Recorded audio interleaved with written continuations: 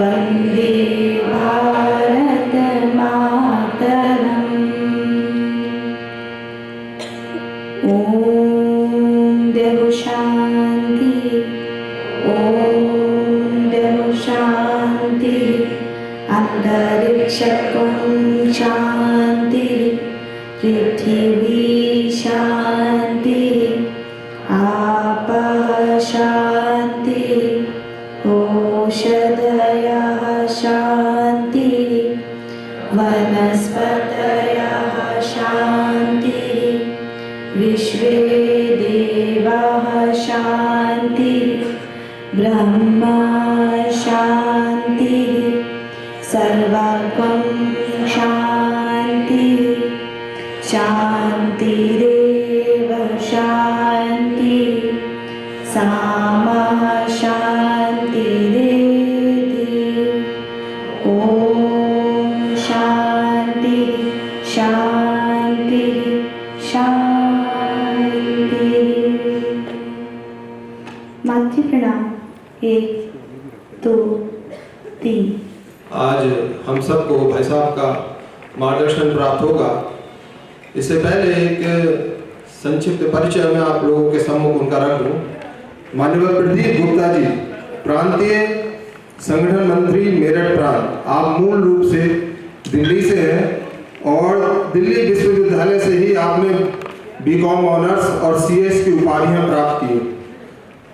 उसके पश्चात आपने दिल्ली में ही प्रचारक के रूप में, संगठन के प्रचारक के रूप में आपने मार्गदर्शन हम सबको दिया। उसके बाद 1994 से 1999 तक आप दिल्ली में रहे हो। 2010 में आप जम्मू कश्मीर प्रांत में भी आपने संघ के प्रचारक के रूप में समाज को एक नई दिशा प्रदान की। आपके कार्य अनुभव और दक्षता को देखते हुए जम्मू कश्मीर प्रांत में ही विद्या भारती के प्रांतीय संगठन मंत्री के रूप में आपने हम सब का मार्गदर्शन किया।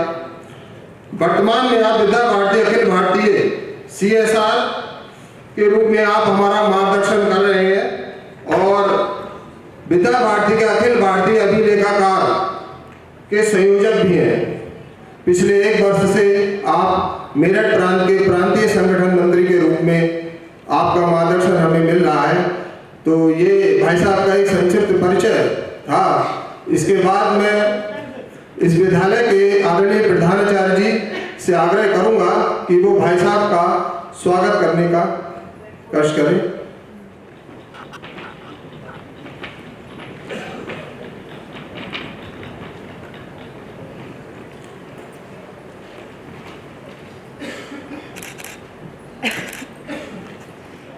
अब मैं भाई साहब से आग्रह करूंगा कि वो हम सबका मार्गदर्शन करने की कृपा करें।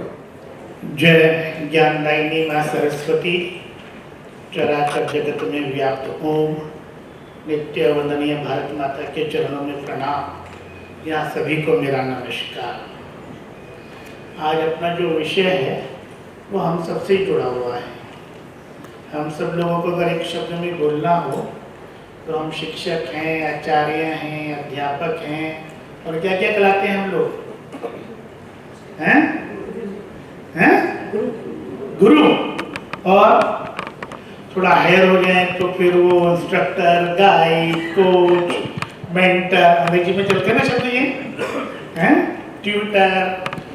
There are so many words use होते हैं अंग्रेजी में। अगर तो सबको एक शब्द में बोल दें, मैं देखता हूँ यहाँ पे, अगर मैं कह दूँ अंग्रेजी में ही समझने के लिए, वो आपका वो नहीं है।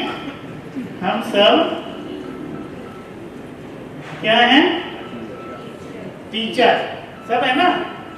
टीचर किसे कहते हैं?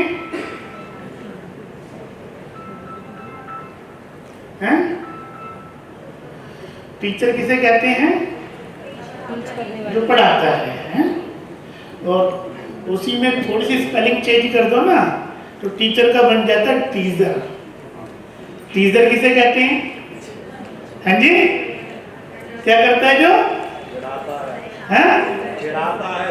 चिढ़ाता है, तंग करता है ना। तो हम टीचर हैं, टीजर नहीं है ना। हम टीच करते हैं, टीज नहीं करते। ठीक है। तो ये है। ऐसे टीचर के लिए और कुछ शब्द चलते हैं, चुटकुला भी चलता है। तो एक टीचर की डेफिनेशन समझा रहे थे, तो क्या बता रहे थे, जो जल में रहता है उसे क्या बोलते हैं, और जो थल में रहता है उसे क्या बोलते हैं, जो नभ में रहता है और जो टी में रहता है क्या जब टीचर है बिना टी के कहा चल नहीं पाते हैं, ठीक है ना। तो ये टीचर शब्द को बोलते हैं। हिंदी में समझने के लिए 4 शब्दों से उसको समझने का प्रयास करेंगे हैं। पहला है शिक्षक।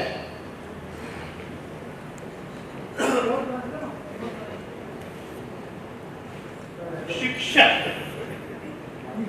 शिक्षक का अर्थ है जो शिक्षित, जो शिक्षित।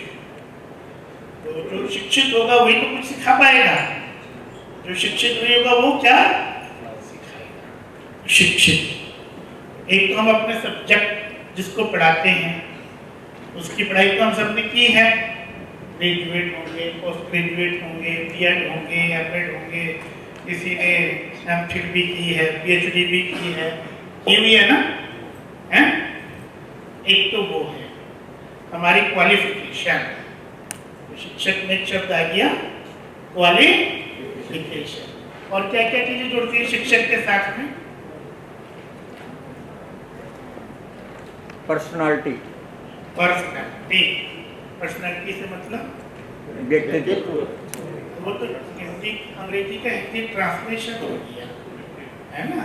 पर्सनालिटी तो व्यक्तित्व तो डिफाइन करेंगे तो कैसे करेंगे, क्या क्या उसमें विषय आते हैं पर्सनालिटी में,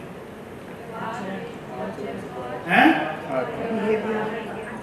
आचरण, व्यवहार, काम करने का तरीका। हाँ बताइए बताइए। शिष्टाचार, ठीक। शिक्षक को जो नॉलेज होनी चाहिए तो अपने सब्जेक्ट की होनी चाहिए, ठीक है। दूसरा उसने, हाँ बताओ क्या बता रहे थे? बैठ के लो, बोल भी दो। हाँ जी, शिक्षक शब्द जो 4 शब्दों से मिलकर बना है। जैसे पहले से का मतलब है जो शिक्षक को पहुंचा, जो शिखर पर हमको पहुंचा दे, शिक्षा पे पहुंचाते हैं। हाँ। दूसरा जिसमें ईमानदार की प्रवृत्ति हो, हाँ। तीसरा जिसमें क्षमा कर देने की प्रवृत्ति हो, और जो कमजोर बच्चों को भी समान खड़ा कर दे, कमजोर बच्चों को भी समानता की दूरी है। बढ़िया, बहुत अच्छा। और क्या चीज जाननी चाहिए हमें जो आज का पढ़ाई का सिस्टम है पढ़ाने का, जैसे स्मार्ट क्लास, हम में से कितनों को स्मार्ट क्लास या पैनल इस्तेमाल कर लेती हैं एक बार बस ऐसे, है ना? कम लोग हैं, तो ये आज के समय में है ना स्मार्ट क्लास। दूसरा, अब पढ़ाने का एक तरीका ट्रेडिशनल तरीका होता था, अब पढ़ाना नहीं है, टीच नहीं करना, लर्निंग एटमॉस्फेयर क्रिएट करना है। तो कैसी हमारी लर्निंग चाहिए? तो कहते हैं कि बच्चे को हमने किसको सिखाना है? छोटे बच्चों को। स्कूल में पढ़ने वाले बालक है ना, आप में से कोई ऐसा तो नहीं जो कॉलेज में पढ़ाता है, ऐसा कोई है नहीं। यूनिवर्सिटी में पढ़ाने हैं, सब स्कूल में पढ़ाने वाले हैं। और स्कूल में जो बालक आते हैं वो 3-4 साल से 17-18 साल तक होते हैं। तो बालक को क्या क्या पसंद है? खेलना। बहुत बढ़िया, बालक को खेल पसंद है। तो आप में से ऐसा कौन टीचर है इसी फॉर्मेट में बिना चेंज किए 1 मिनट का कोई खेल करा सकते हैं और सब खेलते हैं उस खेल को? कोई है आप में से ऐसा? हम सभी लोग अंताक्षरी खेलते हैं। अंताक्षरी हम सब लोगों को बहुत ही प्रिय लगती है, जिसमें हम गीत के माध्यम से एक दूसरे के गीत गाते हैं और लास्ट वर्ड से कैचअप करते हैं। ऐसे ही हम लोग एक गेम खेलेंगे जिसके माध्यम से हम बहुत बड़ी बुके तैयार कर सकते हैं। जैसे मान लीजिए मैं यहाँ से एक शब्द बोल रहा हूँ, इसमें हम इस बुके को डिफरेंट वेज में भी मतलब डिवाइड कर सकते हैं। जैसे मान लीजिए हमने वर्ब्स को चुन लिया, ये नाउन को चुन लिया, एडजेक्टिव को चुन लिया, किसी एक को हमने पार्टिसिपल स्पीच में से किसी एक को चुना, उसमें हमें क्या करना है, मैं यहाँ से एडजेक्टिव वर्ड बोलूंगा, जैसे मैंने एडजेक्टिव को लिया या नाउन को लिया, उसका जो लास्ट अल्फाबेट होगा वो हमको बोलना होगा। तो उसमें जैसे मान लीजिए मैंने बोला एडजेक्टिव में मैंने बोला गुड, ठीक है, लास्ट वर्ड आया डी, तो हमें से ही डी बोलना, डी से बोलना। तो ऐसे हम दो ग्रुप में बांट सकते हैं, एक ग्रुप इधर एक ग्रुप इधर, और जो लास्ट में मतलब विदाउट हेजिटेशन रुक जाता है या मतलब बोल नहीं पाता है, उसके पॉइंट माइनस हो जाते हैं, और इस प्रकार से हम जो है खेल सकते हैं, उससे हमें बहुत बड़ा वोकैबुलरी हो सकता है। ठीक है, मैं यहाँ से स्टार्ट करता हूँ। टीम ए मान लीजिए हमारी बहनों की तरफ से है, टीम बी हमारे भैया की तरफ से है, और यहाँ पर हम चुनते हैं एडजेक्टिव। ठीक है, यहाँ से मैं ए के लिए एक एडजेक्टिव वर्ड देता हूँ, और एडजेक्टिव वर्ड ध्यान से सुनेंगे और उसके लास्ट एकदम खड़े होकर बोलना है, उसके बाद भैया को बोलना है लास्ट से। ठीक है, एग्जाम्पल मैं आपको बता चुका हूँ। बहनों के लिए intelligent, timid, decent, good, talented. अब जैसे आपने दो बहनों ने एक साथ बोला है तो यहाँ पर एक आउट हो गया। ठीक है, तो इस प्रकार से हमारा काफी बड़ा गेम चल सकता है। Thank you very much. और कोई कराएंगे और थोड़ा इजी गेम कराएं, कराओ। मैं संघ से भी रिलेटेड है, हमने खेला भी है। करंट पास करते हैं। अब इसका प्रयोग हम कहाँ करते हैं? जो साइंस में हम भैया बहनों को पढ़ाते हैं, 9th के भैया बहनों को, छोटे क्लास के भैया बहनों को, लॉन्गिट्यूडनल वेव्स के बारे में। अब लॉन्गिट्यूडनल वेव्स में होता क्या है मोस्टली कि जो पार्टिकल्स हैं वो अपनी जगह पे रहते हैं, केवल उनकी एनर्जी ट्रांसफर होती है। अब ये कैसे भैया बहनों को बताएंगे कि जो पार्टिकल्स सघन मीडियम के, जो उनके पार्टिकल्स पास होते हैं उनमें स्पीड जो होती है साउंड की वो तेज होती है, जिनमें पार्टिकल्स दूर रेयर मीडियम है उनमें साउंड की स्पीड कम होती है। ये समझाने के लिए सबसे अच्छा खेल करते हैं हम करंट का। करते क्या है, अगर हम बात करें एक टीम को देखते हैं, ये हमने एक रोल ले। अब भैया से मैं आपको करंट पास करूंगा, आपको अपने पास वाले को करंट देना है, हाथ से करंट बोलना, मतलब दूसरे को टच करना, बोलना करंट। कौन सी रो कितनी फास्ट पहुंचाती है? एक में क्या करते हैं, भैया को पास कर देते हैं, एक में भैया को दूर कर देते हैं। अब जिसमें पास होते हैं उसमें करंट आसानी से पास जल्दी पहुंच जाता है, और जो दूर होते हैं उनमें देर से पहुंचता है। तो हम बता सकते हैं कि इस तरीके से एनर्जी जो है, अगर पार्टिकल्स पास हैं तो साउंड की स्पीड, यानी कि जैसे अगर हम बात करें आयरन में साउंड की स्पीड तेज होती है, तो हम इसकी हेल्प से समझ सकते हैं। जैसे इस तरीके से बैठे हुए हैं, 1 2 3 4 5 6 7 भैया बैठे हुए हैं, और इस तरीके से 7 भैया को ले लेंगे, 2 अलग अलग तरीके लेंगे। आपको मैं टाइम दूंगा, देखता हूँ कितनी स्पीड से आप लास्ट भैया तक करंट पास कर सकते हैं। मैंने आकाश बोला दोनों हाथ ऊपर, धरती बोला दोनों हाथ नीचे। ठीक है, ठीक, दोनों हाथ ऊपर करना। आकाश धरती, आकाश धरती, आकाश धरती, आकाश धरती, आकाश धरती, आकाश धरती, आकाश धरती, आकाश धरती, आकाश धरती, धरती। धरती को खाने देंगे। मैंने क्यों कराया?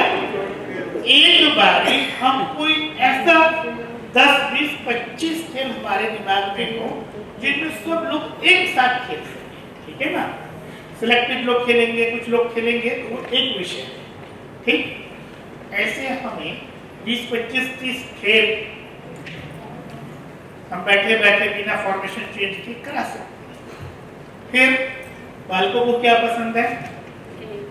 गीत, सब बोल सकते हैं ऐसे कुछ छोटे छोटे गीत। हम में से कितने को ध्यान में है? हाँ, कौन आएगा? बोलो गीता दीदी आप कराओ एक गीत, माइक के दो, सामने आ जाओ। हाँ हाँ बोलेंगे सर, कराओ जो आपको कराना कराओ। संगठन गढ़े चलो, सुपंथ पर बढ़े चलो, संगठन गढ़े चलो, सुपंथ पर बढ़े चलो, भला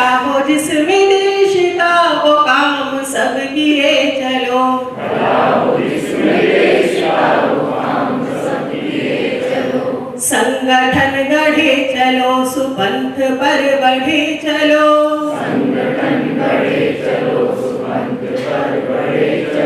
भला हो जिसमें देश का वो काम सब किए चलो।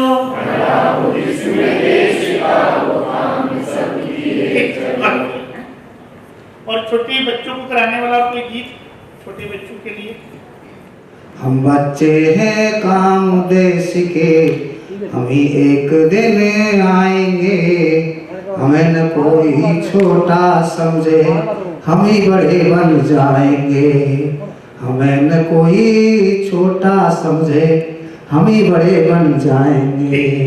हम ऐसे कुछ सिवा बनेंगे, कुछ आजाद भगत गांधी। हम ऐसे कुछ सिवा बनेंगे, कुछ आजाद भगत गांधी।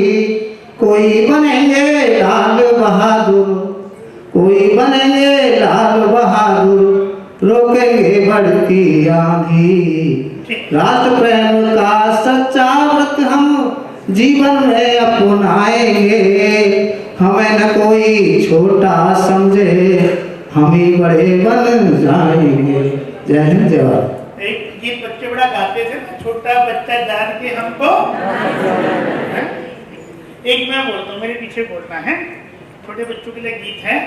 अभी हम छोटे बच्चे हैं, अभी हम छोटे बच्चे हैं। दांत हमारे कच्चे हैं, दांत हमारे कच्चे हैं। हम भी लड़ने जाएंगे, हम भी लड़ने जाएंगे। सीने पर गोली खाएंगे, सीने पर गोली खाएंगे। काट देंगे मार देंगे, काट देंगे मार देंगे। देश की शान बढ़ाएंगे, देश की शान बढ़ाएंगे। भारत माता की जय। छोटे बच्चों को गीत अपील करें एक्शन के साथ में, ऐसे कराते हैं ना जी। ऐसे कुछ से लेकर के बड़े बच्चों तक के हमें 20, 25, 30 गीत याद है। 20, 25, 30 खेल याद है। और बच्चों को और क्या पसंद है? कहानियाँ। छोटे बच्चों से लेकर के हम ऐसी 20, 25, 30 कहानियाँ हमें ध्यान है। कुछ हमें विज्ञान से संबंधित भी हों, खेलों से, गणित से, हिंदी, अंग्रेजी से बच्चों को मजा भी आए और बच्चे का विषय का विकास भी हो जाए। तो ये शिक्षक की डेफिनेशंस में ये चीजें ठीक है, गलत है? क्या कहना है सबका? खाना तो बोलते जाओ, ठीक है। तो बच्चों की मनोविज्ञान को समझना, शिक्षक में चाइल्ड साइकोलॉजी को समझना। आप कितने विद्वान हो, बच्चे को उससे कोई मतलब नहीं है, परंतु बच्चे के साथ आपकी इंटीमेसी कैसी है, बच्चे के लिए वो अपील करती है। ठीक है ना, ये ध्यान रखना।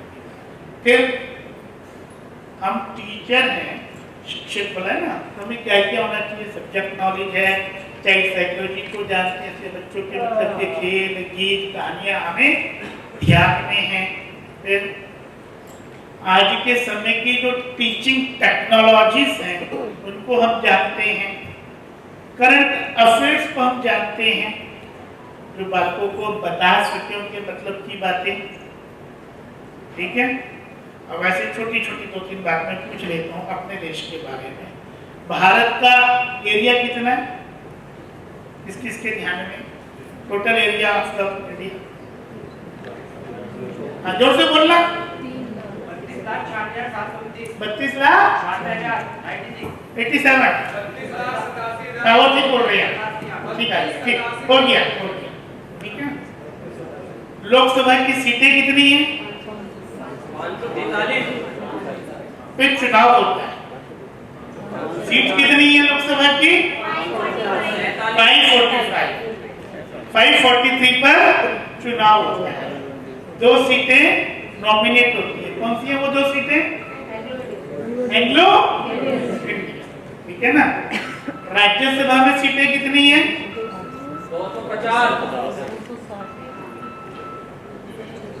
250 तक बढ़ा सकते हैं।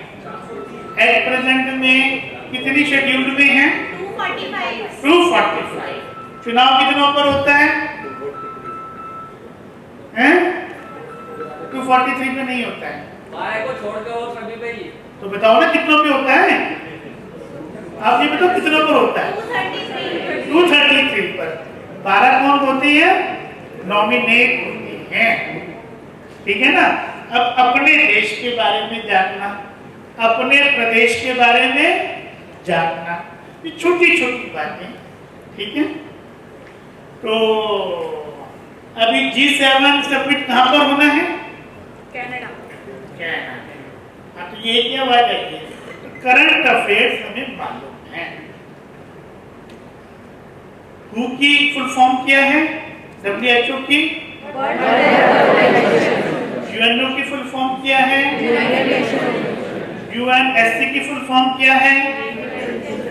United nation. आगे यूनाइटेड नेशन सिक्योरिटी काउंसिल, ठीक है ना। फिर चीजें IMF की फुल फॉर्म क्या है? इंटरनेशनल मॉनेटरी फंड, ठीक है ना। तो ये छोटी छोटी जानकारी से बोलते हैं करंट अफेयर्स, और ये तो अभी चले ही आ रहे हैं। तो ये हम सबको नॉलेज में है, देश दुनिया में क्या चल रहा है, ये करंट अफेयर्स हमें मालूम। फिर हम जिस संस्था में अध्यापक हैं उस संस्था के बारे में कितना जानते हैं। संस्था की वंदना हम सबको ध्यान में है, उसका अर्थ बालकों को करा सकते हैं। सुबह हम लोग उठे होंगे तो प्रातःस्मरण हुआ होगा, एकात्मता स्तोत्र हुआ होगा। प्रातःस्मरण के पहले 2 श्लोक तो हर बालक को घर में भी बोलने चाहिए, हम सबको भी बोलने चाहिए। कौन से पहले 2 श्लोक प्रातःस्मरण के?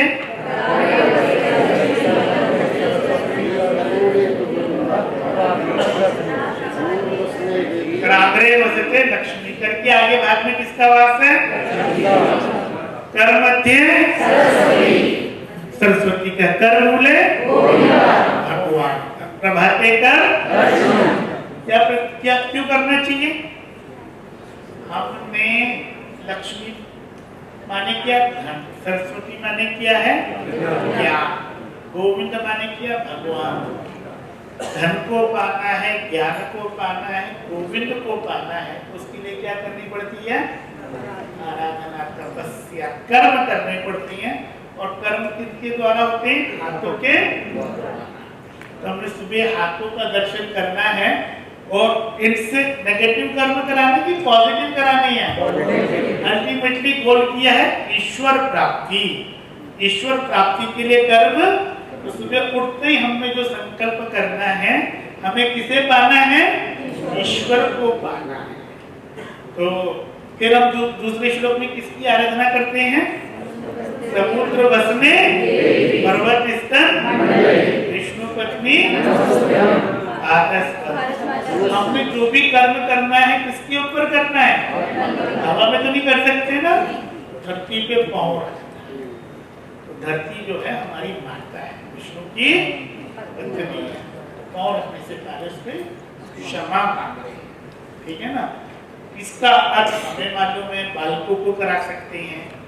अपने एकात्मता स्तोत्र में भारत माता का वर्णन है, पहले प्रभु का वर्णन है, फिर भारत माता, नदी, पर्वत और शहरों का, तीर्थों का। ऐसी महान माताएं जिन्होंने देश के लिए कुछ किया है, हमारे महान ऋषि हैं, लेखक हैं, कवि हैं, साहित्यकार हैं, वैज्ञानिक हैं, राजर्षि हैं, हमारे स्वतंत्रता संग्राम के सेनानी हैं, संत हैं।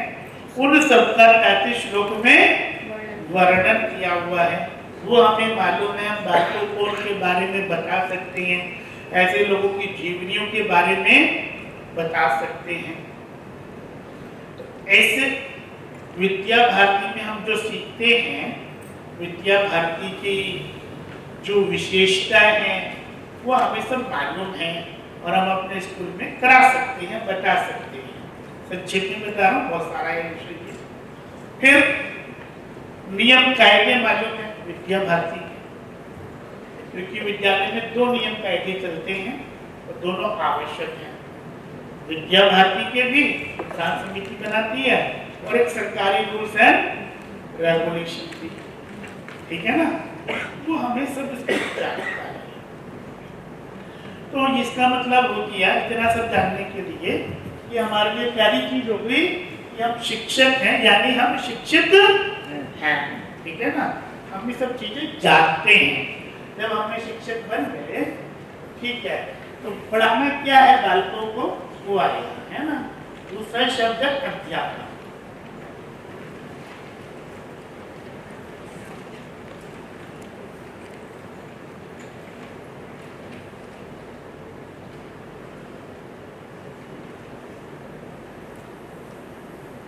हाउ टू टीच, पढ़ाना कैसे है, क्या होता है अध्यापक का, ये बताएंगे।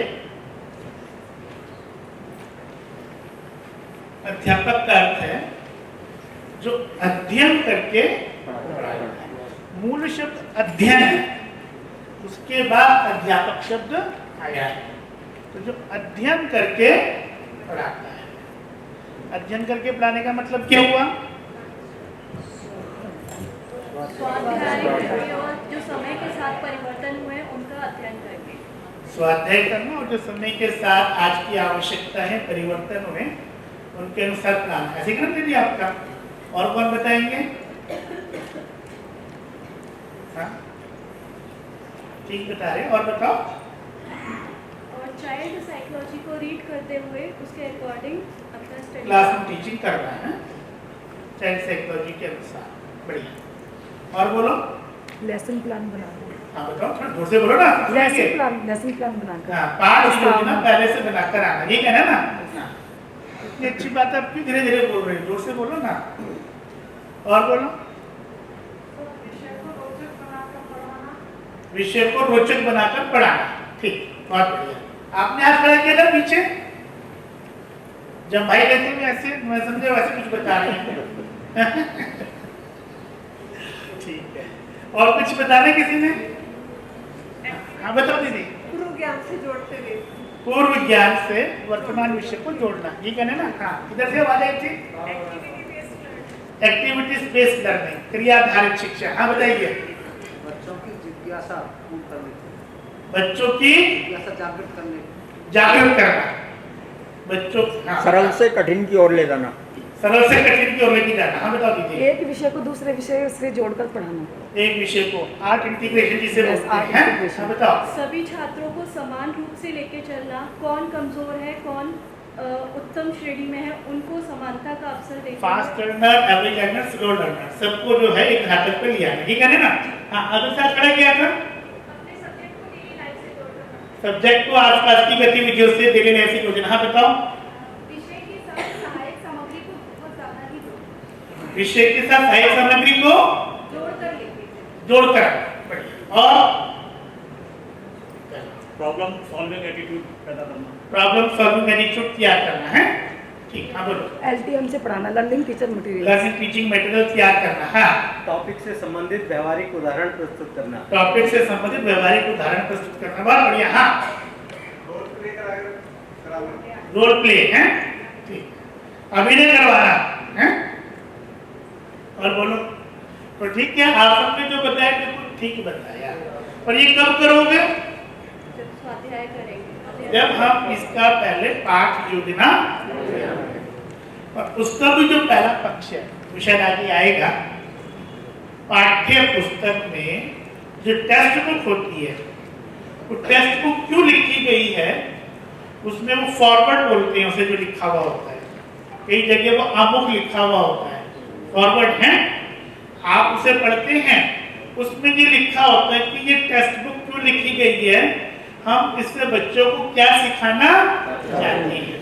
तो आप जो बोलते हो ना आर्टिकल, ये नई शिक्षा नीति में जो पंचपदी में पाठ्य योजना तैयार करते हैं, लेसन ऑब्जेक्टिव एंड लेसन का आउटकम, तो ऑब्जेक्टिव उसमें लिखा हुआ होता है, और जो लेसन का आउटकम है ना, वो जो पाठ दिया होता है उसके पीछे प्रश्न और एक्टिविटीज दिए हुए होते हैं कि बच्चे इस चीज में एक्सपर्ट हो जाएंगे, तो वो आउटकम दिया हुआ था उसके अंदर।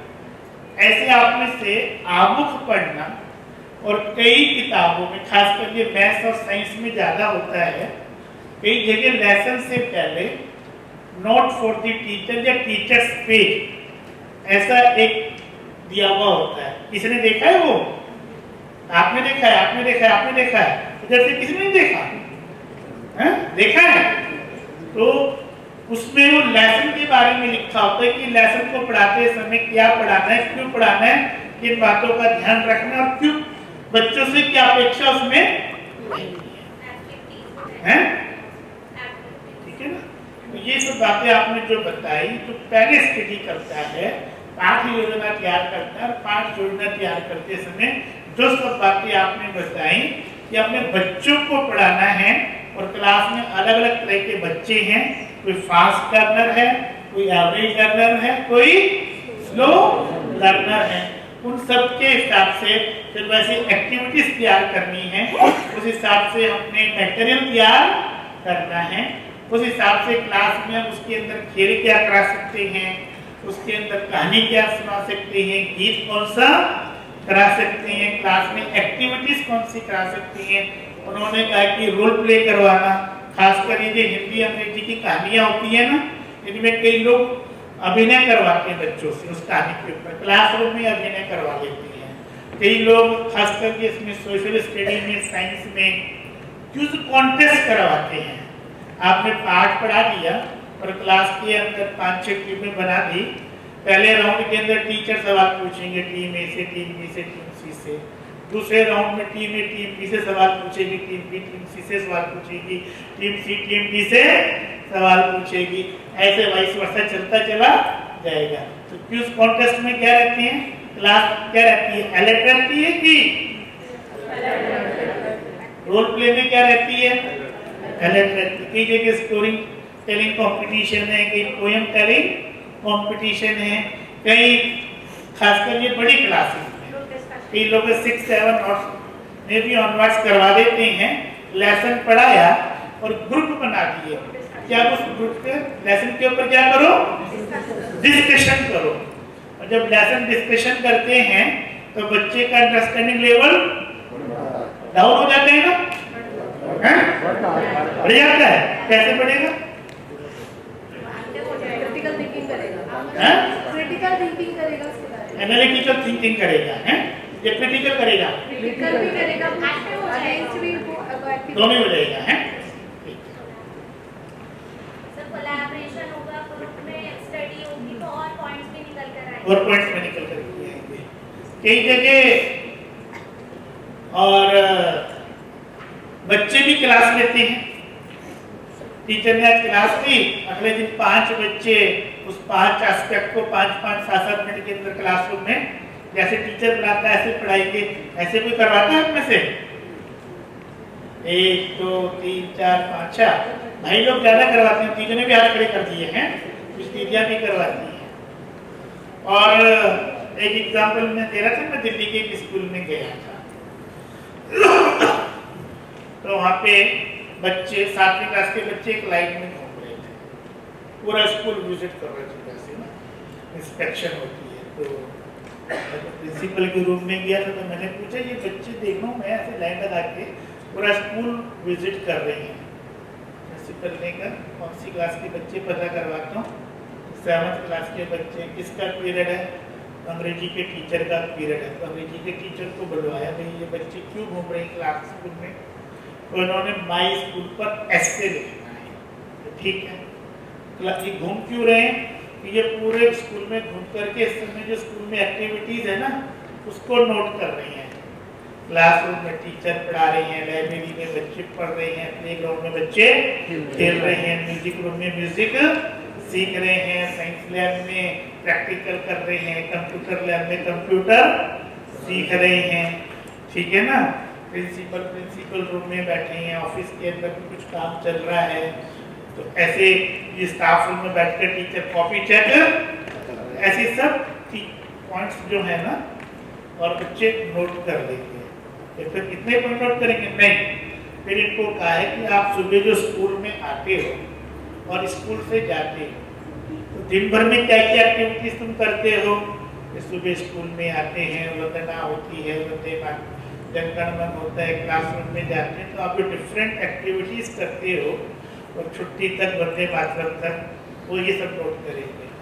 इतने में हो जाएगा नहीं, इनसे कहा है कि पूरे 1 साल में स्कूल में जो एक्टिविटीज हुई हैं, स्कूल में कहीं पर एग्जाम हुए हैं, एनुअल फंक्शन हुआ है, खेल कूद है, विज्ञान मेला है, संस्कृति, हमारे स्कूल में तो कार्यक्रम बहुत होते हैं ना, हैं, प्रतिभा सम्मान समारोह हुआ है, कोई पर्यावरण हुआ है, कोई हवन हुआ है, कोई विद्यारंभ संस्कार हुआ है, ये सारी एक्टिविटी जितनी 1 साल के अंदर हुई है वो सब नोट कर लीजिए कि पिकनिक पे गए हैं, कहीं टूर, कहीं एजुकेशन टूर पे गए हैं, कहीं मोनूमेंट विजिट करने गए हैं, ये सब नोट कर लें। नोट करने से क्या होगा, तो इनको पता लग जाएगा कोई भी ऐसे लिखना हो तो उसके लिए सामग्री कैसे तैयार की जाती है, तो इनको कंटेंट तैयार करने आ जाएंगे।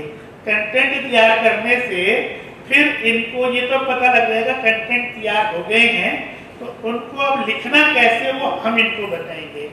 इनको सेंटेंस फ्रेमिंग कैसे करनी है, पैराग्राफ राइटिंग, सीक्वेंस में कैसे चीजों को लेकर के आना है। हमने इसके लिए 3 पीरियड एक एसे के लिए दिया है। तो ऐसे कितने एसे में करवाएंगे, तो जी 4 एसे को बारे में उनको कंटेंट कैसे तैयार करते हैं इस क्लास के अंदर सिखाएंगे, और ऐसे कैसे तैयार करना वो इनको बताएंगे। तो आगे फिर इनको कभी भी कोई ऐसे रखना पड़ेगा नहीं, तो उनको पता लग गया कंटेंट कैसे तैयार होते हैं और उसको फिर लिखना कैसे, सेंटेंस फ्रेमिंग कैसे करनी है, पैराग्राफ राइटिंग कैसे करनी है, सीक्वेंस में कैसे बनाना है। ठीक किया गलत किया है? आप में से कभी किसी ने ऐसा किया है? उन्होंने क्या नहीं दी, क्या किया था बताओ, जोर से बताना, मैं दे दो नहीं। सर हमारे यहाँ सब्जेक्ट एनरिचमेंट एक्टिविटीज़ होती हैं, जैसे मैं इंग्लिश लेती हूँ, तो उसमें बच्चों को एक टास्क दिया गया था कि आप library, computer lab, shooting range है हमारे यहाँ, उसको विजिट कीजिए, और ADR लैब भी है, और फिर वहाँ आप ऑब्जर्व करिए क्या क्या है, कैसा वहाँ पर है, और उसके बाद उसको लिखिएगा। और उसमें हमने भी हेल्प करी बच्चों को, और फिर जो लिखा है उसको बोलना भी है, तो स्पीकिंग स्किल्स के हिसाब से। और अभी ये वर्ड बुक डे जो गया है, इस पर भी एक टास्क दिया था बच्चों को कि आप अपनी कोई भी एक फेवरेट बुक, कोई भी बुक आप लाइब्रेरी से इशू कराइए, उसको पढ़ना है और उसको समराइज करना है, वो लिखना है, फिर उसको स्टेज पर आकर बोलना भी है। पहले क्लास वाइज एक्टिविटीज कराई, और जो बेस्ट स्पीकर निकल कर आए हमारे, हमने उनसे वंदना सत्र में बुलाया हर सेक्शन से। और यही टास्क अब हम टीचर्स को भी मिला है, हमारी मैनेजमेंट ने दिया है कि ये जो समर वेकेशंस हैं, इसमें आपको 3 या 5 मिनिमम 3 बुक्स पढ़नी है, और उनको समराइज करना है, और उनको फिर लिखना है, और शायद फिर बोलना भी है। और किसी ने कोई विशेष प्रयोग किया क्लासरूम टीचिंग में? हाँ किधर लिया?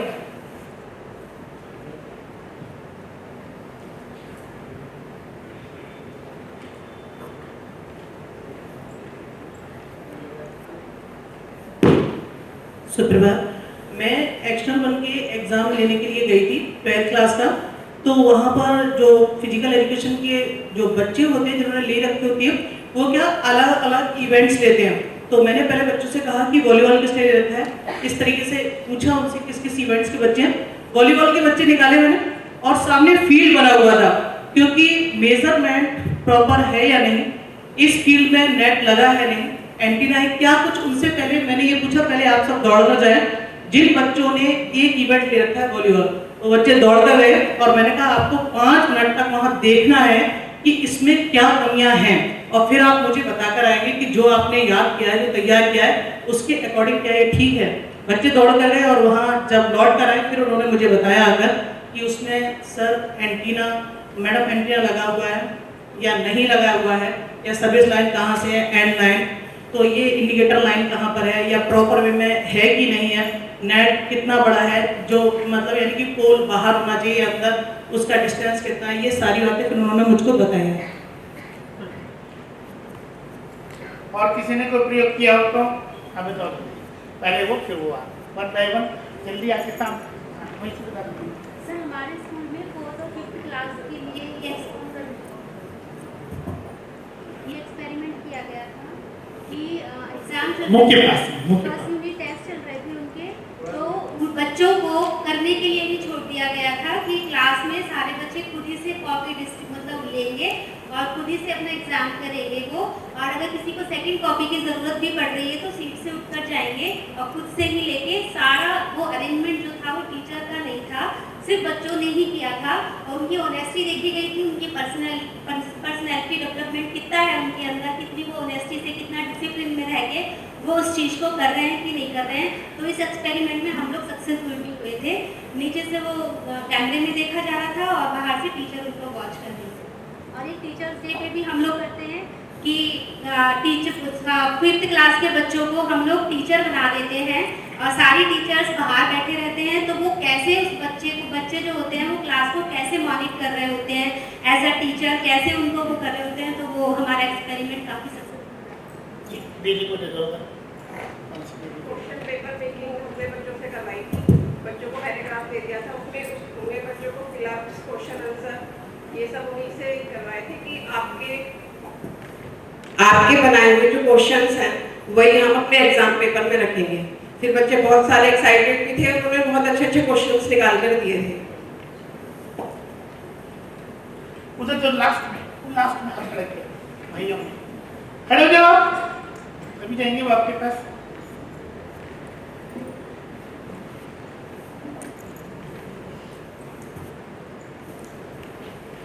भाई साहब, जो हम एग्ज़ाम लेते हैं बच्चों का, उसका आंसर शीट क्लास में डिस्कस करना चाहिए, हम लोग करते हैं। जो अच्छे बच्चे हैं उनकी भी आंसर शीट्स, और जो बच्चे मार्क्स कम लेके आते हैं, जो भी समस्याएं हैं, तो उसको क्लास में डिस्कस करना चाहिए। इससे काफ़ी बच्चों में सुधार आता है और हम यहाँ पे करते हैं। धन्यवाद। इधर ले आना।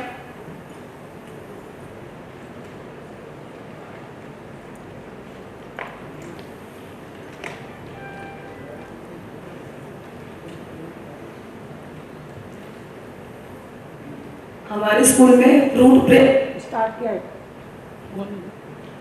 किया है, क्योंकि बहुत से बच्चे ऐसे होते हैं वो ब्रेकफास्ट करके नहीं आते हैं, तो जब हम अटेंडेंस लेते हैं बच्चे फ्रूट ब्रेक करते हैं। और दूसरा, जब जन्म दिवस होता है तो बच्चे टॉफी लेकर आते हैं, तो हमने टॉफी के लिए मना किया है। अब बच्चा एक पैंट लेकर आते हैं, वो हम स्कूल में लगवाते हैं। ठीक, तो अभी विषय चल रहा था हमारा क्लासरूम टीचिंग, मतलब अध्यापक पढ़ाता कैसे है। तो क्लास में एक तरह के बच्चे हैं, एक्टिविटीज हो गई, slow learner, fast learner, average learner. एक प्रसंग आया था कि 5th क्लास थी, एक बालक बड़ा कमजोर था, पढ़ने में अटकता था, भटकता था। टीचर आके बोलती थी प्यारे बच्चों, और उसको लगता था कि एक बच्चा है जिसको मैं प्यार नहीं करता है, और बोलता सब प्यारे बच्चों था। और बच्चा क्लास में ना किसी बात का जवाब देता था, चुप रहता था। तो टीचर प्रिंसिपल से उसकी शिकायत करने गए कि ये तो बालक का नालायक है, फेल हो जाएगा, पूरी क्लास का रिजल्ट, सारे बच्चे पढ़ने में ठीक हैं, फिर पूरी क्लास का रिजल्ट खराब कर दिया। प्रिंसिपल ने कहा कि आप उन्हें कब से पढ़ा रहे थे? इसी साल से। तो उसने उस बच्चे का ना पिछले 3-4 वर्षों का रिकॉर्ड देखते हैं। रिकॉर्ड देखा गया तो उसमें था कि ये 4th क्लास तक बच्चा क्लास का टॉपर था। इसकी माँ बीमार हो गई, कैंसर हो गई, माँ की डेथ हो गई, घर में संभालने वाला कोई नहीं है। तो बच्चे को इसका क्या लगा? बहुत शौक। अब वो टीचर का उस बालक के प्रति नजरिया बदलेगा कि ठीक रहेगा, डाला जाता रहेगा? अब इस बालक को टीचर ने अपना दिमाग लगाया क्या करना है। तो वो सवाल पूछते बच्चे से, बच्चा जवाब नहीं देता, तो टीचर उसको जवाब बता, बेटा ये रिपीट करो, जो मैं बोल रही हूँ उसे रिपीट करो।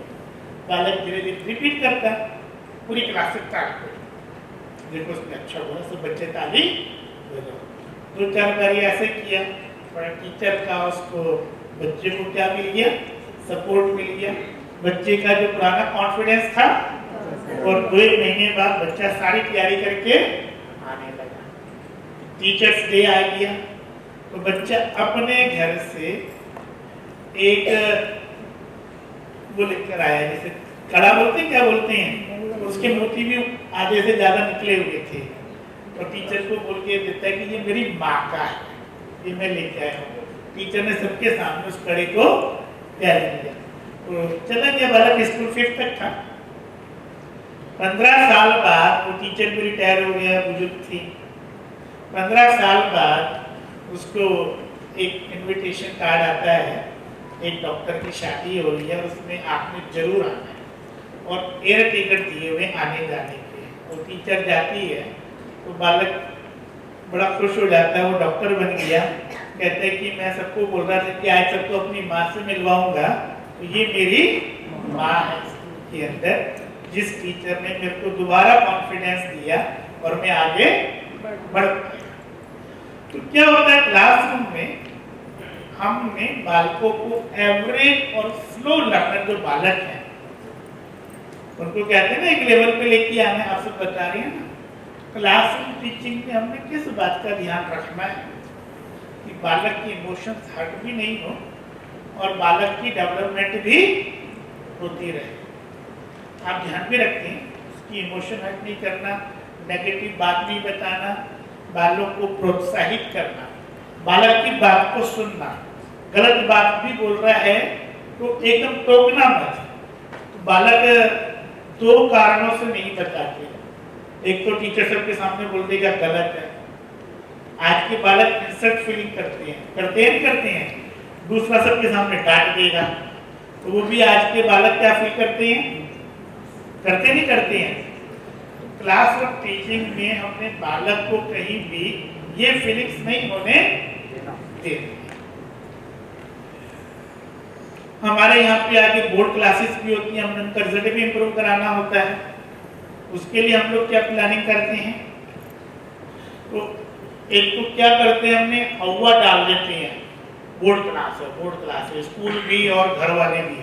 तो बालक को हवा में डालना कि नहीं डालना, हाँ या ना बोलो। डालते तो सारे हैं, स्कूल में भी डालते हैं और घर वाले भी डालते हैं। बालक को ये कॉन्फिडेंस क्यों नहीं देना चाहिए कि तुम अभी तक जो भी आए हो तो पढ़कर आए हो, पास होके आए हो ना। 9वीं क्लास से 10वीं क्लास में आए हो तो आप अपने बलबूते पर आए हो ना। तो 10वीं क्लास में भी क्या है कि आपका सिलेबस है वही तो आना है। अभी तक फर्क इतना ही था कि आपके 3 बार एग्जाम होते थे या 2-3 बार, उसके मार्क्स उठते थे। अब क्या है कि आपके केवल एक ही मार्क्स से एक ही बार एग्जाम होगा, उसके मार्क्स से आपके अंदर आपने नंबर लेके आ रहे। ये बात है ना, तो और क्या बात है। पढ़ाई तो वही है ना, वही सब्जेक्ट है, वही सिलेबस है। तुम कॉन्फिडेंस इसको कुछ तरीके बताओ, आप बताते थे। जैसे 3 घंटे में पूरा पेपर अटेम्प्ट करना है, 3 घंटे में करना है ना। तो आजकल तो 15 मिनट बालक को क्वेश्चन पेपर पढ़ने के लिए भी मिलने लगे ना, एक्स्ट्रा मिल रहे ना। तो बालक को ये करना कि 3 घंटे के पेपर को आपने 3.25 घंटे में अटेम्प्ट कर लेना है। और 15 मिनट क्या करनी है, हाँ जी, उसको पूरा पढ़ना है। और पूरा पढ़ने में बालक ने कई अननोइंगली गलती कर दी है, उसको वो ठीक कर लेगा तो उसकी मार्क्स जो है 2-4% मार्क्स बढ़ जाते हैं। क्वेश्चन पेपर पूरा पढ़ना, क्वेश्चन पेपर में क्या पूछा गया उतना ही जवाब देना, ज्यादा भी नहीं देना, कम भी नहीं देना, ठीक है ना। और पूरा पेपर 3.25 घंटे में अटेम्प्ट कर लें, इसलिए पुराने क्वेश्चंस पेपर पिछले 3-4 साल के उनको अटेम्प्ट करके तैयारी करवाना सब्जेक्ट वाइज। और एक बार तो ये भी होता है कि स्कूलों में होता है कि चाहे वो एक ही लेसन का पेपर ले रहे हो बालक का, क्लास टेस्ट लेते हैं ना, यूनिट टेस्ट लेते हैं, क्या क्या लेते हैं, तो उस पेपर को पूरा वैसा डिजाइन करते हैं 1-2 लेसन का भी जैसे बोर्ड के अंदर पेपर डिजाइन होता है। तो बालक को इतनी प्रैक्टिस करा देते हैं कि बोर्ड के पेपर की कि पूरा पेपर उसी तरह से डिजाइन है। उसके अंदर बड़े सवाल, छोटे सवाल, राइट एंड रॉन्ग, ठीक ऐसे क्या क्या रहता है, कई तरह की चीजें रहती है ना, उस तरह से पूरा पेपर बनवा देते हैं। तो बालक ने पिछले 4-5 साल के पेपर पढ़ लिए, उनके हिसाब से पेपर अटेम्प्ट करने शुरू कर दिए, उसकी राइटिंग स्किल हमने शुरू से इम्प्रूव करा दी। हमने बालक को पूरा पेपर 3.25 घंटे में ही सॉल्व कर लेगा। 15 मिनट उसकी हमने एक्स्ट्रा बचा लिए और ये प्रैक्टिस स्कूल में करवाई कि पूरा पेपर 3.25 घंटे में सॉल्व करो, हो गया पेपर। 15 मिनट पूरा पेपर पढ़ो, उसके अंदर कोई चीज ठीक करने की तो उसे कर लो। तो बालक के नंबर कम आएंगे ना, परसेंटेज कम होती जाएगी। हाँ, क्या होगी? परंतु ये बात कब बतानी है बालक को, ये प्रैक्टिस कब करानी है? जब बोर्ड के पेपर आने वाले हो तब करानी है। साल के शुरू से मैं वो देखता हूँ ना कि आप बताते हो लास्ट में जाकर, परंतु ये साल के शुरू में करा, ठीक है ना। अब उसके अंदर प्रैक्टिकल के नंबर 10वीं क्लास में होते हैं, आप प्रैक्टिकल फाइल बनाते हैं उसके, ठीक है ना। तो ये साल के शुरू में तैयारी करवानी है। फिर उसके अंदर हम लोगों ने कैसे ग्रुपिंग करनी है, मेरिट में कौन बालक आ सकते हैं, 80-85% पे कौन आ सकते हैं, एवरेज बालक के नंबर हम कैसे आगे बढ़ा सकते हैं। कोई बालक किसी सब्जेक्ट में पीछे है तो उस सब्जेक्ट में से उसको हम कैसे आगे ले जा सकते हैं।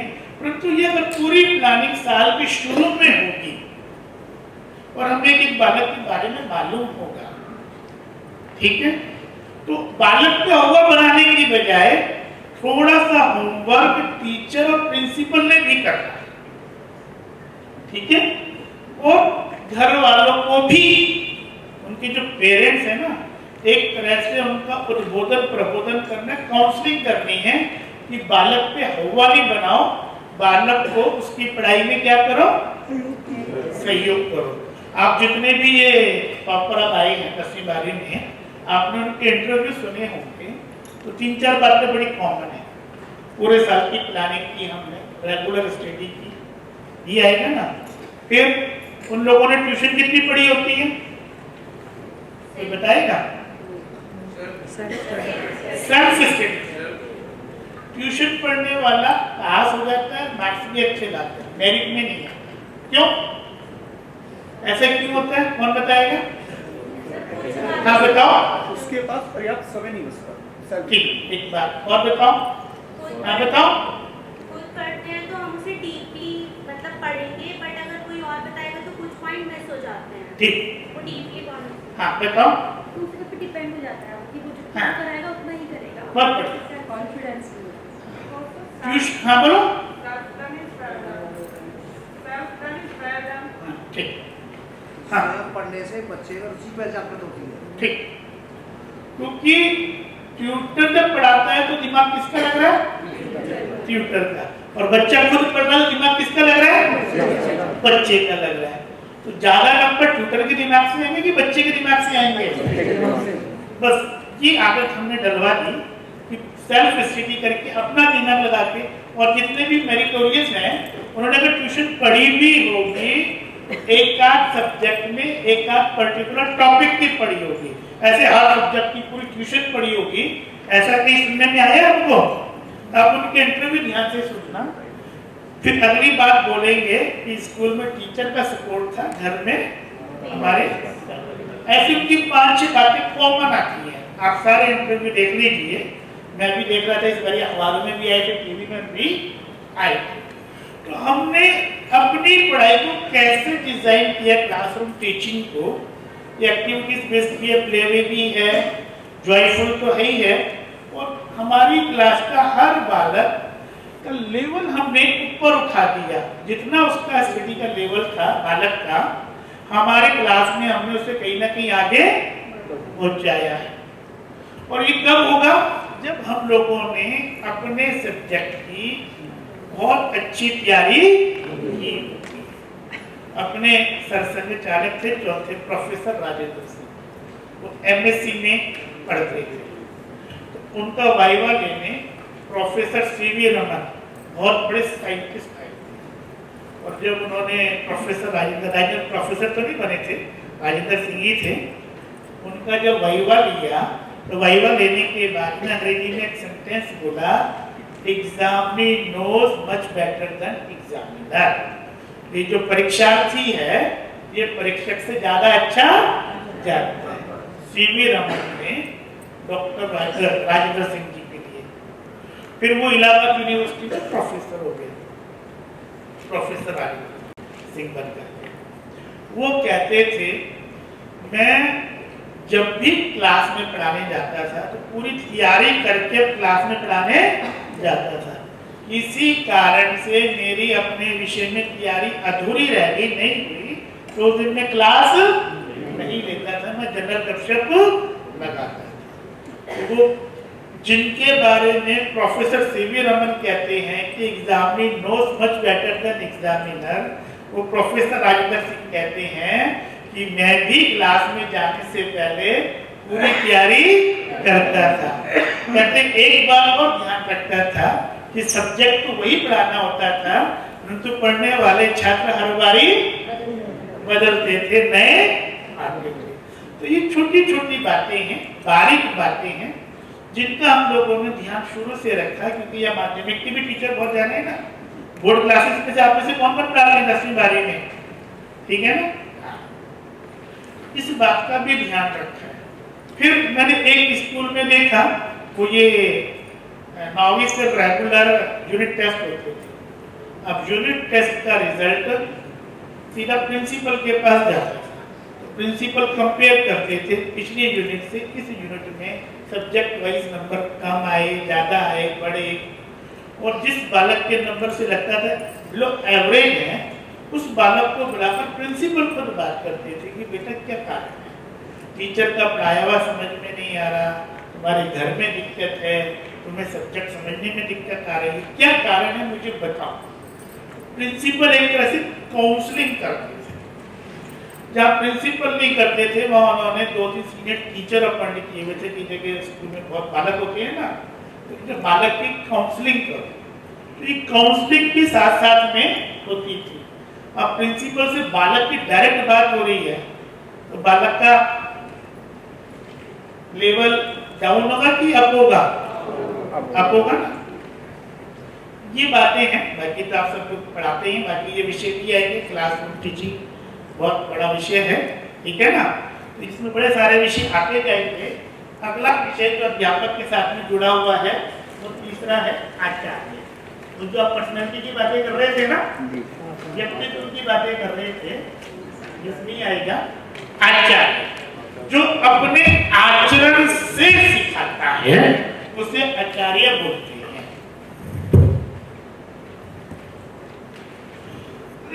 अब आप आचरण से कैसे सिखाते हैं? जो अपेक्षा हम सब बालकों से करते हैं वो सब हम करते हैं खुद। हम बालकों से क्या अपेक्षा करते हैं? वो स्कूल यूनिफॉर्म में आने चाहिए। हम सब टीचर स्कूल यूनिफॉर्म में जाते हैं। हम बालकों से अपेक्षा करते हैं कि वो समय पर आने चाहिए, हम भी अपने समय पर जाते हैं। हम बालकों से अपेक्षा करते हैं कि अनुशासन में रहने चाहिए, हम टीचर अनुशासन में रहते हैं। हम बालकों से अपेक्षा करते हैं कि उनका बस्ता, उनकी कॉपी किताबें वेल कवर्ड हो, वेल स्टिक हो, उनकी राइटिंग। हमारे को जो स्कूल से मटेरियल मिलता है, रजिस्टर मिलता है, अटेंडेंस रजिस्टर मिलता है, लेसन प्लान की डायरी मिलती है, टेक्स्ट बुक मिलती है, पंचपदी पुस्तक मिलती है, हमने उसको कैसे रखा हुआ है? वेल कवर्ड है। जो जो अपेक्षा बालकों से करते हैं, बालकों की राइटिंग ठीक हो, हमारी राइटिंग ठीक है, तो ये है। हम बालकों से अपेक्षा करते हैं कि वो सच बोले, सच बोलते हैं। हम बालकों से अपेक्षा करते हैं कि वो किसी की बुराई ना करें, लड़ाई झगड़ा ना करें, हम भी कोई बुराई या क्रिटिज्म में नहीं फंसते।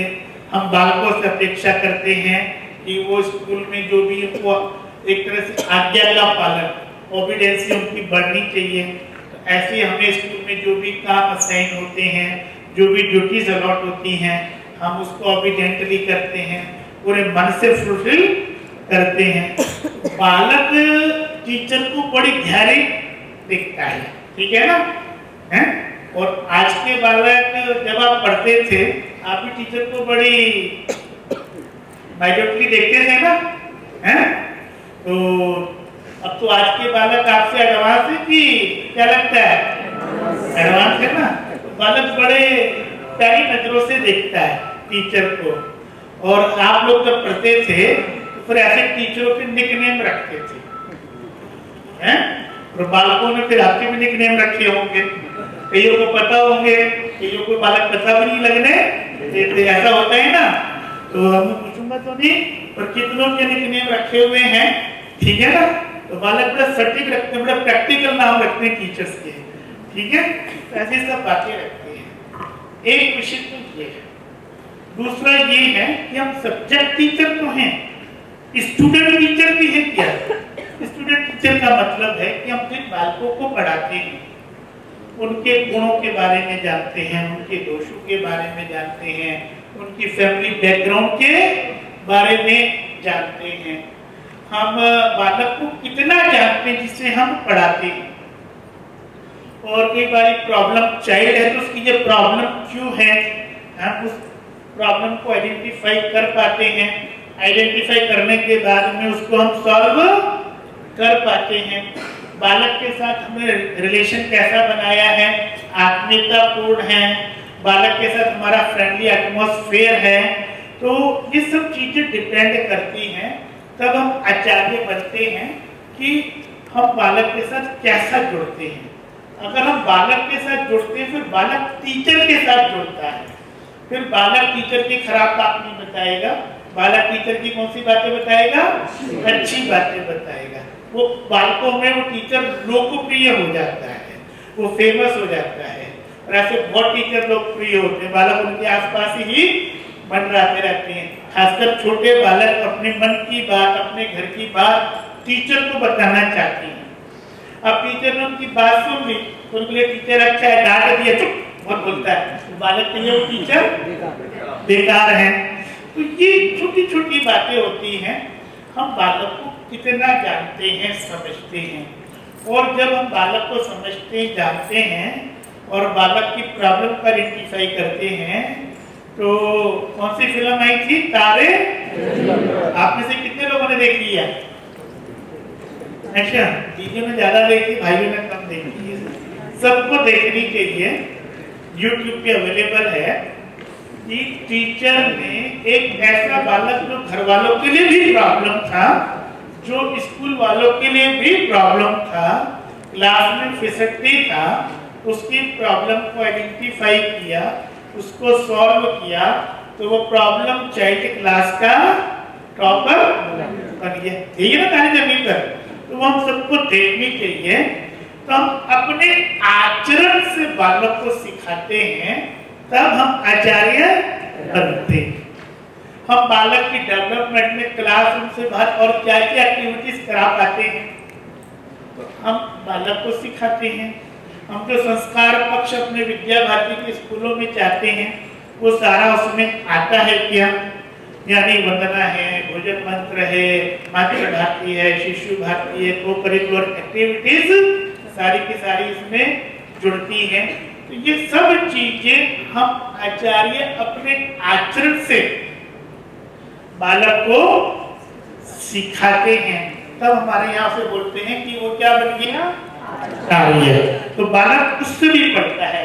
एक तो सब्जेक्ट टीचिंग है, एक स्टूडेंट टीचिंग है। अध्यापक सब्जेक्ट टीचिंग है, आचार्य स्टूडेंट टीचिंग है। इसलिए यहाँ पे आता है हाउ टू टीच, पढ़ाना कैसे है। और चौथा शब्द जो सबसे बड़ा माना जाता है हमारे यहाँ पर, वो है गुरु, यानी वाई टू टीच।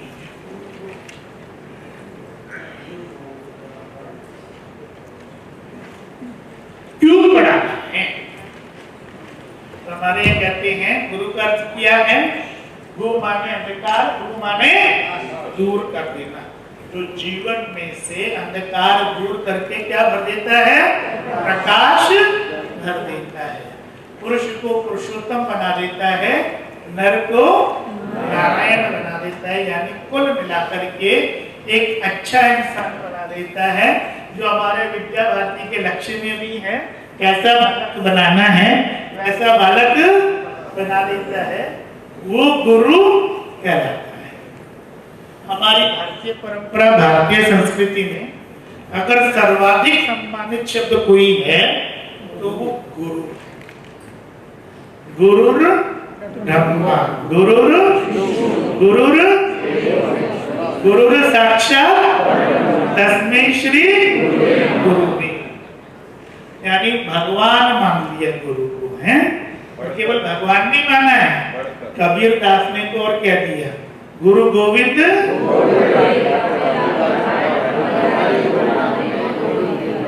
कि आप तो भगवान से भी बढ़कर हो, कि आपके कारण ही गुरु निकले। तो हमारे यहाँ पे सबसे सम्मानित शब्द है वो गुरु बोला है, और माता पिता को भी बोला है। ये क्या पहला गुरु कौन है? माता, दूसरा गुरु पिता, ठीक है ना। उनको भी सम्मान दिया है, माता को भी, तो किसी शब्द से दिया है? गुरु से दिया होता है। तो यानी हमारे यहाँ पे सर्वाधिक सम्मानित शब्द कौन सा बनता है? गुरु बनता है। ये शब्द हमें मिला है, हम सबको ये शब्द मिला है। और कैसी महिमा गाई गई है गुरु की। आप लोग हनुमान चालीसा बोलते हो हैं?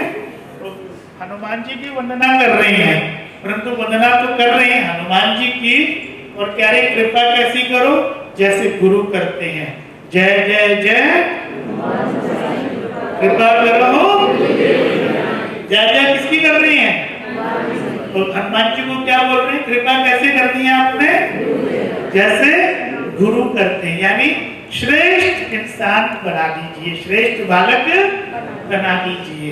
हमारे जीवन से अंधकार दूर कर कर प्रकाश, हनुमान जी कृपा भी करो तो गुरु की तरह कृपा करो। तो हमारे यहाँ पे सुपरलेटिव डिग्री है कि हमने एक अच्छा बालक तैयार कर दिया जो देश के लिए काम करने वाला बनता है। कहते हैं कि teaching is the noblest profession. क्या है वो? Teaching is the noblest profession. क्यों? क्यों टीचिंग नोबलेस्ट प्रोफेशन? तो अभी अपने देश की रक्षा हुई ना, सिंदूर ऑपरेशन, तो हमारे देश के जवानों ने पाकिस्तान को धूल, उसके अंदर उन्होंने सुप्रीम सैक्रिफाइस किया, अपना बलिदान भी दिया है। वो नोबलेस्ट है कि नहीं है? है कि नहीं है? है ना? डॉक्टर होता है, मरते हुए आदमी को जीवन दे देता है, वो नोबलेस्ट होता है कि नहीं होता है? तो फिर भी कहते हैं teaching is the noblest profession. ऐसा गुरु, ऐसा डॉक्टर और ऐसा सैनिक कौन बनाता है? हैं? गुरु बनाता, ठीक है ना। फिर एक बात और बताते हैं, कहते हैं मान लो आप अच्छे सैनिक हो, आपके अंदर बहादुरी है, स्किल है, आप कोई भी सैनिक आयुध चला सकते हैं, डट के मुकाबला कर सकते हैं, परंतु वो कब करेंगे? जब आपके सामने कोई एक दुश्मन, ठीक है। दुश्मन होना अच्छी बात है, खराब बात है? हैं? अच्छी बात है, खराब बात है? किसी के घर में दुश्मन है तो कोई खुशी मनाता है? मेरे घर में दुश्मन है, बड़ी दुश्मनी है उसकी, बहुत अच्छी बात है। और अच्छा डॉक्टर बनना है तो आपने प्रूव करना है कि मैं अच्छा डॉक्टर हूँ, अच्छा कार्डियोलॉजिस्ट हूँ, अच्छा न्यूरोलॉजिस्ट हूँ, अच्छा ऑर्थोपेडिशियन हूँ, अच्छा गैस्ट्रोएंटरोलॉजिस्ट हूँ। तो वो कैसे पता लगेगा? जब आप बीमार लोगों की बीमारियों का इलाज, अच्छा डॉक्टर बनने के लिए आपको कौन लोग चाहिए? बीमार लोग चाहिए ना। तो हमारे घर में कोई बीमारों को खुशी मनाते हैं? हमारे घर में 2 लोग बीमार हैं, बड़ी खुशी की बात है। तो दुश्मन होने पर खुशी नहीं है, बीमार होने पर खुशी नहीं है। तो आपने किनको पढ़ाना है? बालकों को, छोटे छोटे बालकों को पढ़ाना है ना। घर में बालक हो तो क्या करते हैं? खुशी मनाते हैं, दुख मनाते हैं? खुशी मनाते हैं। तो बीमार होने पर कोई खुशी नहीं मनाता, दुश्मन होने पर कोई खुशी नहीं मनाता, और बालक होने पर सब लोग खुशी मनाते हैं। तो जिसके होने पर सब लोग खुशी मनाते हैं, उस बालक को आपने पढ़ाना है और एक अच्छा इंसान बनाना है। तो teaching is the noblest profession. और खासकर ये छोटे बच्चों की माँ होती है, 3 साल का बालक स्कूल में एडमिशन लेता है ना, तो 3 साल के बच्चे की माँ अपने बच्चे के लिए अपने पति पे भरोसा नहीं करती, सास पे नहीं करती, ज़्यादा ध्यान रखती है। वो स्कूल में टीचर के हवाले अपना बच्चा करते नहीं करते हैं? टीचर पे भरोसा करते हैं, अपने घर वालों पे भरोसा उसका कम होता है, टीचर के भरोसा, टीचर के भरोसे वो अपने बच्चे को स्कूल में छोड़ देते हैं। ठीक है ना? इसलिए हमारे यहाँ कहा गया है कि teaching is the noblest profession. तो ये संक्षेप में बताया है, अपने आप में एक बहुत बड़ा विषय बनता है, और आप सब लोग बहुत विद्वान हैं, सालों से विद्या भारती में काम कर रही हैं। थोड़ा थोड़ा संकेत के अंदर शिक्षक हम कितने हैं हम खुद तय करें, अध्यापक के अंदर हम कितने अध्यापक हैं खुद तय करें, आचार्य हमारा आचार्यत्व कितना है हम खुद तय करें, हम गुरु हैं तो हमारे अंदर गुरु भाव कितना है, गुरुत्व कितना है। तो शिक्षक से गुरु बनने की हमारी यात्रा में हम आज कहाँ पर खड़े हैं ये कौन तय करेगा? ये हम खुद करेंगे। और इस आधार पे हम अपने को, अपने गुणों का, और जैसे उन्होंने कहा था व्यक्तित्व का, अपनी पर्सनैलिटी को हम डेवलप करते जाएंगे तो हम उतने ही श्रेष्ठ के मार्ग पर आगे बढ़ते जाएंगे। और आखिर में मैंने कहा था ना वाई टू टीच, तो बालक को तो अच्छा इंसान बनाना ही है, परंतु क्यों बनाना है? लर्निंग आउटकम हमारा एक ही है, एक ही लर्निंग आउटकम है, जग सिरमौर बनाए भारत। हमने भारत को जग का सिरमौर बनाना है, विश्व गुरु भारत बनाना है। क्यों? क्योंकि पूरी दुनिया हमारे साथ बोलेगी, क्या बोलेगी? भारत माता की जय, जय भारत।